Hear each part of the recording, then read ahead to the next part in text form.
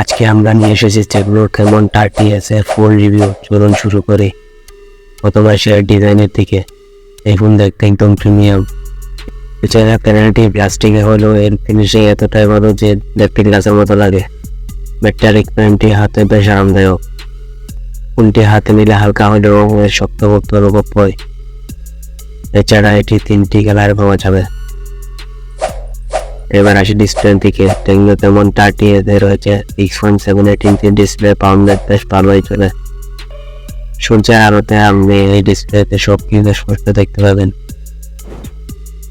120 হার্জের refresh rate থাকার কারণে gaming এবং স্ক্রোলিং এর সময় আরো স্মুথ দিবে। এখন আসি পারফরমেন্সের দিকে। এই ফোনটিতে রয়েছে মিডিয়াটেক হেলিও D100 প্রসেসর। আপনি ডে-টু-ডে টাস্ক বা হাতে গেমিং করতে পারবেন কোনো ধরনের সমস্যা ছাড়াই। Social media browsing, video streaming, এমনকি হেভি গেমিং করলেও ফোনটি তেমন কম হয় না। 8GB র্যাম এবং 256 MB স্টোরেজ থাকায় মাল্টিটাস্কিং খুবই স্মুথ। এবার আসি ক্যামেরায়। এই ফোনে রয়েছে 50 মেগাপিক্সেলের 3-4 ক্যামেরা সেটআপ। এর প্রাইমারি ক্যামেরাটি ভালো, লাইট কন্ডিশনে দারুণ ছবি তুলতে পারে। তবে ডিটেল এবং কালার ভাইব্রেশন বেশ ভালো। ফোনটি পর্যাপ্ত আলোতে খুবই সুন্দর পারফর্ম করে। 13 মেগাপিক্সেলের সেলফি ক্যামেরায় পারফরমেন্স ভালো।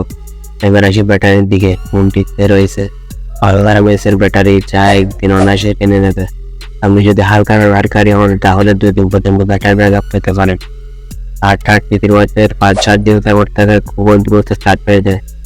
এই ফোনের দাম 399 টাকা। এখন কেমন লাগলো কমেন্টে লিখুন।